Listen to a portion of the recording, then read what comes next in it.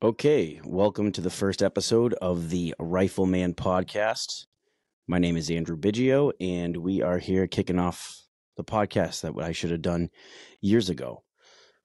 This isn't a very exciting episode per se, but it is more of an introduction of who I am, what I've been doing over the last 8 to 10 years, and where we're leaving off, and what's next for the Rifle Project.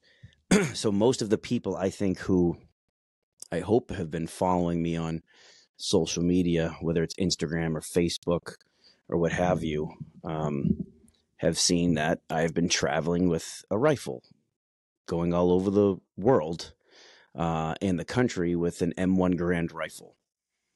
And I noticed a lot of my new followers, they sometimes ask, what's written all over with a rifle? And these are people I think who forgot, or not forgot, but were never tuned in to the very, very beginning, where I came home as a Marine in my 20s from Iraq and Afghanistan and developed, I guess you could say, a survivor's guilt for my namesake, or the namesake that I carry, which is my great uncle. So my grandfather's brother, PFC Andrew Biggio, who I'm named after, was killed over in Italy during World War II. And that loss deeply impacted my great-grandmother. It impacted my grandfather, like any family that lost a loved one in war, especially World War II. When I came home and survived my military experience, I felt like I owed this young private Andrew Biggio, who I carried his name, I owed him a little recognition. And luckily, my great-grandmother had kept all the letters that he wrote home before he was killed. And I dove into these letters. When I got back from Afghanistan, I wanted to know what happened to him that didn't happen to me. Why am I lucky? Why am I the lucky Andrew Biggio who gets to live his life and move on, and he's the one that paid the ultimate sacrifice, right? You know, in a way you feel like I'm the fraud. He's the real war hero. What can I do to recognize this young man? So I opened up his letters. These were, at the time, 70 years old. And boy, were these amazing, amazing, life-changing literature, from the first letter all the way to the last. And anyone who served in the military, you know how motivated you are to write home. And this kid was motivated in the beginning. He wrote home to his mother all the time about how much he loved the military, how much of a warrior he was, and that he was in the front lines. He wasn't in the rear with some of these other people and groups. And he wrote home how much he loved the M1 Garand, the M1 Garand service rifle. And I had to go out and hold what he held. I wanted to feel what he felt, and I wanted an M1 Garand in my collection to remember this kid. And so I went out and bought an M1 Garand. And I started to show it off to some family members, and they thought it was cool, but it didn't hit them like it hit me. So I had to do more. I wasn't getting what I needed out of this rifle with just showing it to anybody, or maybe people who didn't serve in war. So I took the rifle to a gentleman named Joe Drago. Now, Joe will go on to be the first signature on the rifle. Joe was living the next town over from me, had fought in the Marine Corps, 6th Marine Division in Okinawa. And I started meeting Joe years before the Rifle Project. He'd show up to Marine Corps birthday balls. He'd show up to events, and we always knew each other. We were friends, but we were about to take our relationship to the next level, from warrior to warrior. So I went over his house with this M1 Garand one day, and I saw that he was bound to a recliner. He wasn't the same Joe I used to know, and this was a very, very big wake up call to me to say, like, we're running out of time with these World War II veterans. I placed this M1 Garand into his hands, and it sparked 8 years of a journey. He lifted that rifle up, placed it in his shoulder, and aimed in at 94 years old in his living room, swinging that rifle around, smiling ear to ear. And I brought some fun, happiness, and bonding to this 94-year-old man who was in his recliner, unable to walk too good. And that being said, yes, not all the memories with the M1 Garand are fond or good memories, but it was something special. I was looking for answers. He may have had some of those answers, and we bonded Marine to Marine. Did I have questions about my service, and was it worth it?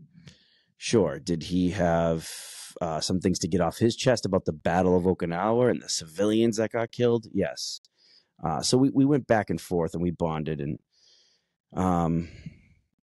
I said, Joe, sign your name on this rifle. I always want to remember this moment.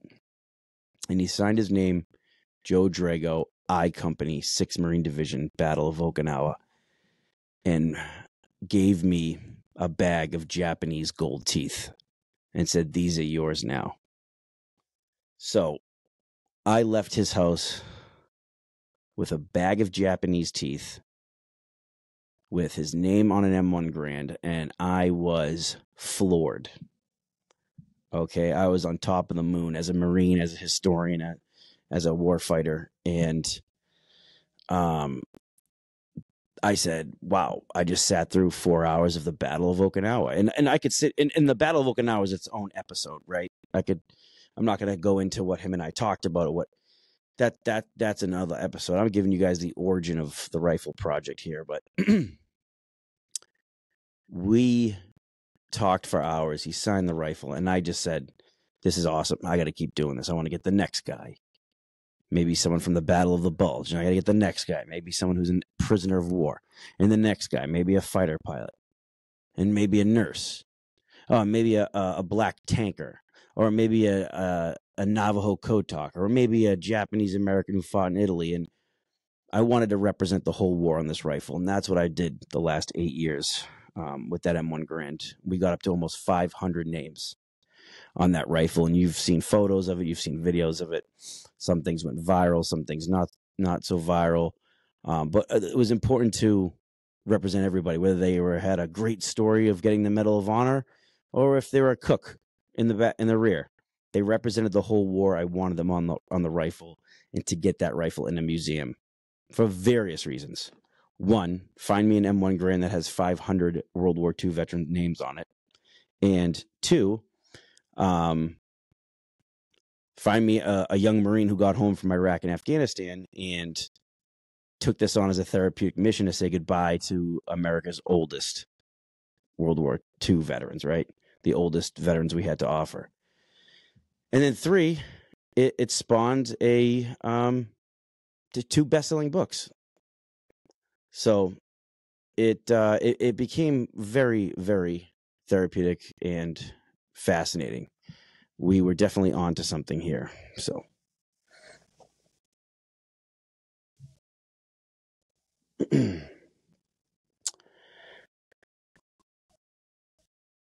what was happening, and we're going to move on just real briefly, was, why I started writing the books.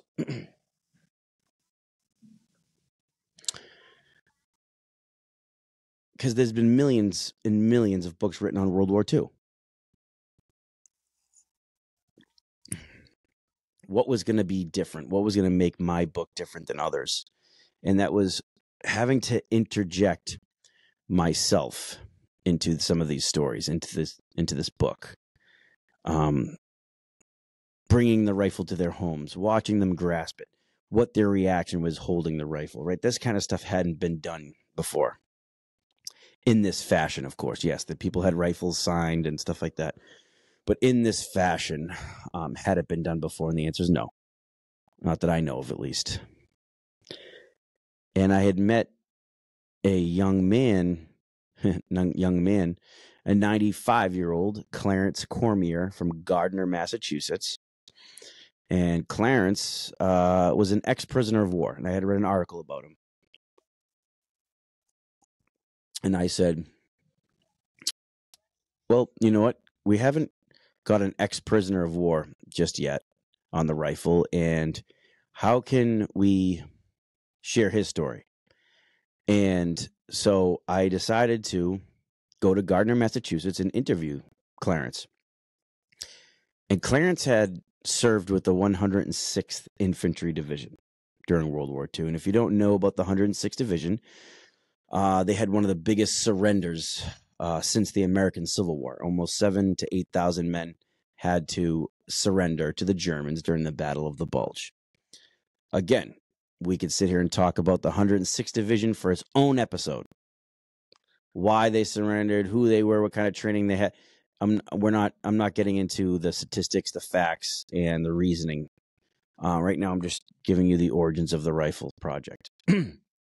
So Clarence sat there and told me how he got captured in the Battle of the Bulge, and he was forced on a German boxcar train and couldn't move. And this train starts going towards Germany, packed full of American prisoners. Well, 2 American P-47 fighter planes see this train, and they start strafing it, killing their own guys inside, not even realizing it. They think they're just getting a nice hit on a German train. Clarence and others are able to break out of the boxcar and throw their bodies on the ground and form the letters POW on the ground, so that when the planes were making their next round, they did not open fire again because they saw that they were prisoners of war. Clarence told me this story crying his eyes out. Crying his eyes out. I've never seen a 95-year-old man cry, and it's something that will change your life, I guarantee you. Especially crying about something that happened 75 years before in a war. And as I left Clarence's house, his daughter grabbed me in the hallway and said, you know, I always knew my dad was a POW, but I've never heard my dad tell that story. And as soon as she told me that, I said, if she doesn't know that, how many people in this world don't know that story? And I got to put pen to paper. And that's when the rifle project turned from souvenir in my man cave project to a book project. Now, first phase of the rifle project, signatures. Second phase, writing the stories. Third phase, back to the battlefield. I was coming to the point where I had gotten maybe 50 to 100 signatures on this rifle, maybe under 100. And I was realizing a lot of these guys and girls had never been back to Europe, never been back to where they fought, not to Rome, Italy, not to Amsterdam, not to Paris, and, one-stop shops from Boston to Europe, 6 hours, going back to places that are on most people's bucket list. But yet these guys have avoided it for 70 years. So we can go into, again, another episode on why they didn't want to go back, but now they wanted to go back with me. All right. These guys were now home alone. They outlived their spouse. Some of them even outlived their own kids. Figuring out what they're going to do to ride out the rest of their life. And now they've decided to go back to Europe with me to see where they fought, to go back to their foxholes, to the villages they liberated, to the cities they conquered, okay? And this was its own mission. In the last 7 years, I've gone back to Europe well over 25 times with over 60 different World War II veterans, seeing their battlefields, meeting civilians whose parents and families survived the war, meeting civilians who survived the war themselves now in their 80s and 90s, and who remembered the Americans coming to liberate them. We've done multiple documentaries. You can see there's an Emmy behind me. That was a big one we did when we went back to Italy with Rocco Talese and Albert Bucciarelli. And there's endless, my buddy JD from the History Traveler and History Underground filmed some good documentaries for us over there, and I started to pair injured veterans, Iraq and Afghanistan veterans, or just post 9/11 present day vets, matching them with World War II veterans as chaperones and going back over to Europe and first responders. And this really just became such a big fun thing to do. And not only did it mean a lot to us, but it meant the world to the Dutch people, to the Belgians, to the French, to the Germans, to the Italians, to see history walking in front of them again. They all grew up knowing about the war that took place on their soil, but not meeting the American veterans, and for here it's the other way around. We grew up with the veterans, but not see the actual place where the fight took place. So, boy, were those great. And we're wrapping up a couple of those last trips. But the M1 Garand itself, the rifle itself, is being prepared to enter its permanent home in a museum. There's 2 or 3 big museums that are interested in, but we have to work out those details on where it will sit, what purpose it'll serve, how the names are displayed, how the biographies of these veterans are displayed. And then we're moving on. My mission is complete with the World War II veterans. I did everything I could to honor them while I could at my age, whether it was monuments. We also, on these trips to Europe, we put up monuments. We put up a monument to the 17th Airborne Division that didn't exist. We put different memorials to soldiers that were killed in action, just privates and PFCs, guys who weren't even recognized 80 years ago. We held ceremonies. We held book signings. We did everything we can. I did everything I can in my power to raise as much awareness for the World War II veterans I encountered as I possibly could. And in return, I got to hang out with hundreds of people that became similar to a friend and a grandfather to me.